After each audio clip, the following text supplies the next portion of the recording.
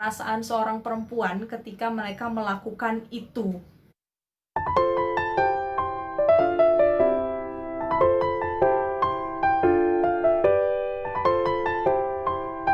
Halo, welcome. Aku Ami Teresia.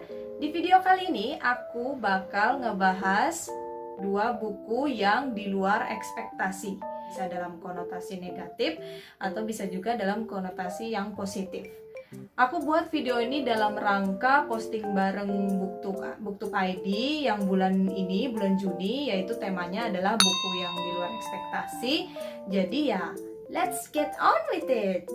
Seperti biasa, sebelum mulai videonya, jangan lupa like dan komen dan subscribe channel ini, oke? Dan jangan lupa support aku di Traktir, oke? Don't forget to subscribe. Jadi langsung aja ya, buku yang aku bakal bahas adalah buku di luar ekspektasi dalam konotasi negatif. Jadi kayak buku yang mungkin aku agak hype di awal, tapi pas akhirnya aku baca, maybe aku kecewa. Dan buku itu adalah The Glass Sphere. Pokoknya ya lumayan mengecewakan lah aku baca buku ini. Buku ini adalah buku yang pernah aku bahas di videoku My TBR Fantasy. Di videoku itu aku agak kecewa sama buku ini karena waktu aku baca sinopsisnya benar-benar excited banget lah sama sinopsisnya. Sinopsisnya ini menceritakan tentang seorang princess atau seorang putri itu dari kerajaan paling kaya di dunia, yang memiliki raja dan ratu juga, dan rajanya ini menyembunyikan putrinya untuk dipakai sebagai mata-mata di kerajaannya. Dan ternyata dari itu si princess ini, si putri ini memiliki kekuatan yang aneh atau mungkin bisa dibilang kutukan gitu, kutukan dimana dia bisa merubah orang atau makhluk hidup apapun yang dia sentuh menjadi sebuah kristal atau berlian. Dan aku waktu ngebaca sinopsisnya pastinya kayak excited banget kan ya, dan ceritanya itu konsepnya itu kayak ya konsep yang unik gitu, seorang perempuan yang bisa merubah apapun menjadi kristal. Terus despite of being that, dia kayak semacam tersiksa juga di keluarganya yang memiliki raja yang menginginkan perang, memiliki ayah yang haus akan perang. Jadi kayak wow, ini pasti keren banget ini, dan aku excited banget untuk baca. Jadi aku kayak semacam menyampingkan bacaan yang lain dulu hanya untuk baca buku ini. Tapi ternyata awal-awalnya sih kayak menarik gitu. Awalnya masih kayak menceritakan tentang kehidupan karakter perempuan kita yang bernama Wilhelmina atau biasa dipanggil Will. Dan di sana dia memiliki saudara laki-laki, 3 saudara laki-laki, dan kehidupannya di kerajaan kayak gitulah, seperti kehidupan dia waktu menjadi mata-mata, kehidupan dia dengan keluarganya, kehidupan dia dengan ayahnya, kehidupan dia dengan kakak laki-lakinya yang paling besar, si Owen, yang akan menaiki tahta suatu saat. Jadi kayak kayak senang gitu bacanya, kayak mereka memiliki persaudaraan yang kuat ya. Dan di sini kekuatannya si Will masih belum kelihatan gitu. Terus kok makin lama cerita ini makin diulur-ulur. Jadi hal-hal yang nggak penting itu dibahas di buku ini gitu, kayak kehidupannya si Will yang menurutku nggak perlu diperpanjang dalam buku ini, malah jadi diperpanjang. Jadi kayak menghabiskan waktu banget, dan bahkan aku kayak nggak bisa menemukan klimaksnya di mana gitu. Mungkin klimaksnya saat si Will ini ketahuan mempunyai kekuatan aneh gitu, dan akhirnya dia pun mencoba mencari seseorang untuk menyembuhkan dia dari kutukan ini. Jadi banyak konteks-konteks yang nggak penting dalam buku ini, konteks-konteks yang mungkin nggak terlalu harus diperpanjang lagi di buku ini. Jadi membuat aku kayak malas membacanya, dan aku jadi nggak dapat feel-nya gitu. Jadi kayak yang harusnya dapat klimaks itu bisa menyentuh gitu, yang bisa bikin aku gitu, jadi akhirnya kayak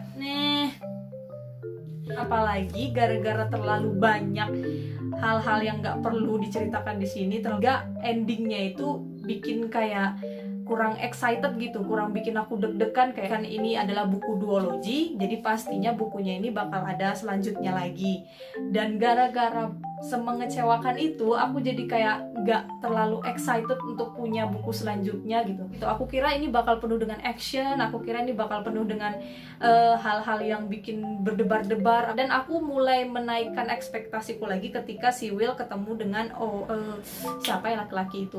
Pokoknya dia ketemu dengan seorang laki-laki yang immune dengan kekuatannya dia, yang gak bisa berubah jadi batu ketika dia sentuh. Jadi kayak kayaknya ini mulai menarik lagi nih, mulai menarik lagi.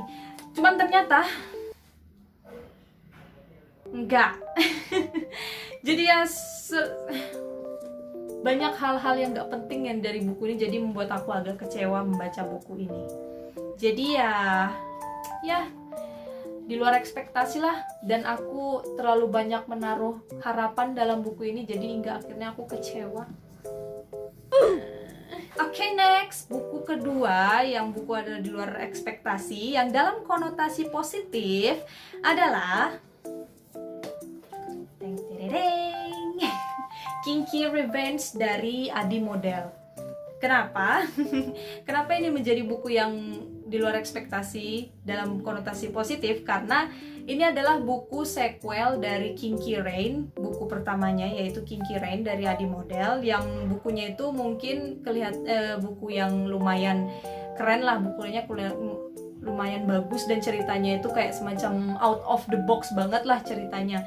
Dan ketika si sequelnya ini keluar, banyak orang yang kecewa sama cerita dari buku ini. Katanya kurang dahsyat seperti buku yang sebelumnya, katanya kurang menyentuh seperti buku yang sebelumnya. Dan aku waktu sudah membaca reviewnya, aku jadi kayak worth it nggak ya gitu, kayak Terus akhirnya salah satu temanku ngasih aku buku ini, Kinky Revenge, even though aku nggak berminat untuk punya, tapi akhirnya she gave me this book, and then aku baca, dan I didn't expect that, ceritanya bagus banget. Dan walaupun banyak orang yang bilang cerita ini kalah dari buku pertama, tapi aku kayak ini bagus kok, masih keren kok, aku masih suka kok.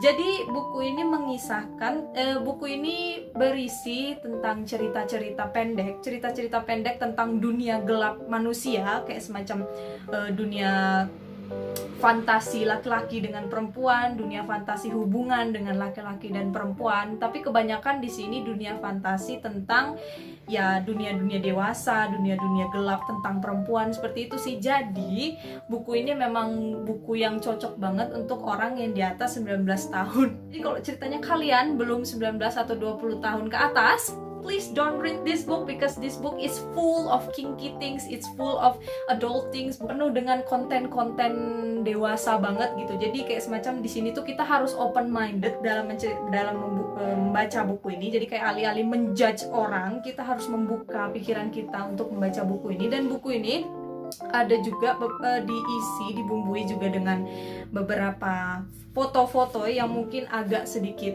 disturbing for some people, dan agak sedikit mungkin dewasa untuk beberapa orang. Jadi kayaknya memang harus open minded banget dalam membaca buku ini, karena buku ini berisi memang benar-benar tentang perasaan seorang perempuan ketika mereka melakukan itu.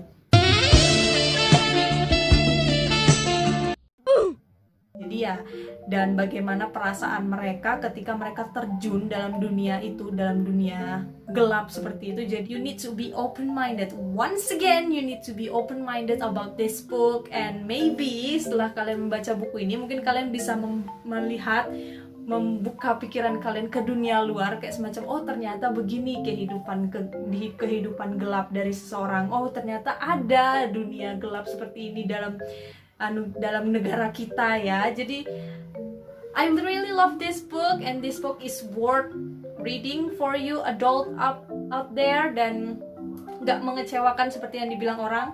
Sorry ya para netizen, unpopular opinion, aku suka banget sama buku ini. Oke. Jadi ini gak mengecewakan sih, dan aku suka, dan ini menjadi buku yang di luar ekspektasi dalam konotasi positif. Oke, jadi itu aja video kali ini. Dan itu adalah buku-buku di luar ekspektasi versi aku. Dan what do you think about that? Do you think the same way? Dan mungkin kalau misalkan kalian sudah pernah membaca 2 buku ini, kalian bisa ngasih tahu aku tanggapannya bagaimana. So yeah, thank you for watching. Jangan lupa like, comment, dan subscribe video dan channel ini. Dan jangan lupa dukung aku di Traktir. Oke? Thank you for watching. Bye. Bye.